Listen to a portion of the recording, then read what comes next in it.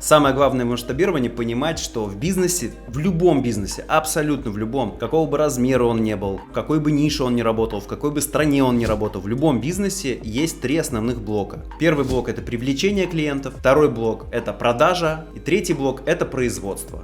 Привлечение — это про то, как сделать так, чтобы ваш клиент потенциальный узнал вообще в принципе о существовании вашего продукта, товара или услуги, неважно. Продажи — это как сделать так, чтобы потенциальный клиент стал клиентом, то есть купил ваш продукт.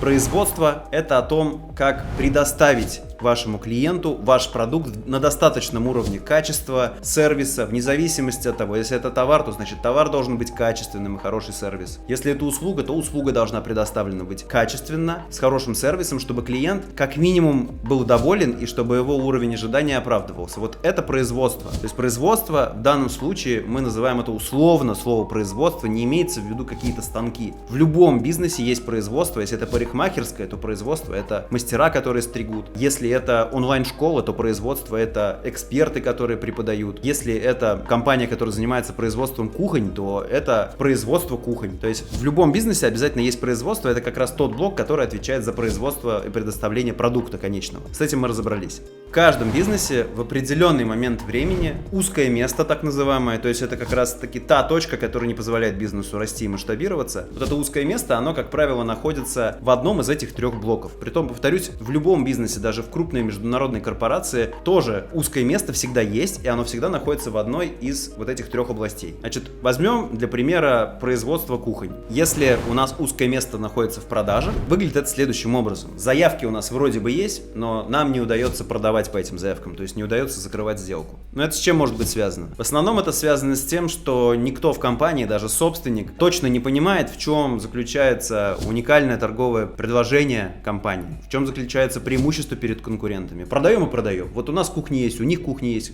Ну вот, берите у нас. Ладно, и так сойдет. С таким подходом часто бывает такое, что люди, клиенты, уходят к конкурентам и выбирают их. Это также может быть связано с тем, что у вас более слабое предложение, чем у конкурентов. То есть люди сравнивают то, что предлагаете вы, сравнивают то, что предлагают конкуренты, и понимают то, что у конкурентов купить выгоднее по каким-то причинам. Также это может быть связано с тем, что вы просто не вовремя обрабатываете заявки. Если же узкое место находится в производстве, то выглядит это обычно следующим образом. Либо у вас очень низкое качество вашего продукта, происходят возвраты, отказы, скандалы, либо, что самое распространенное, вы просто не успеваете обработать тот объем заказов, который к вам приходит. Притом, повторюсь, это совершенно не связано с производством кухонь. Мы можем взять для примера студию фитнеса, и там тоже будет производство. Если узкое место в студии фитнеса находится в производстве, то выглядит это обычно следующим образом. То есть либо это низкоквалифицированные тренеры, и люди просто от них уходят, им не нравится, либо количество тренеров не хватает на тот объем заявок и желающих посетить этот фитнес-клуб, что просто мы попадаем в такой коллапс, что не можем просто обработать выше определенного количества клиентов. Единственное, что нужно сделать для того, чтобы масштабировать свой бизнес, это точно определить, в каком именно из этих 3 блоков, в привлечении, в продажах или в производстве, в твоем бизнесе сейчас находится узкое место. Определить это можно по тем критериям, которые я дал выше. Если ты это определил, следующим шагом мы начинаем масштабировать бизнес. Как его можно масштабировать? Если у нас узкое место находится в блоке привлечения, то мы начинаем развивать новые каналы привлечения клиентов. Это может быть YouTube, это может быть поисковики, рассылка в мессенджерах. Очень много есть каналов привлечения. Мы начинаем тестировать и пробовать те, которые мы еще до сих пор не используем. Если узкое место в продажах, то тут один вариант.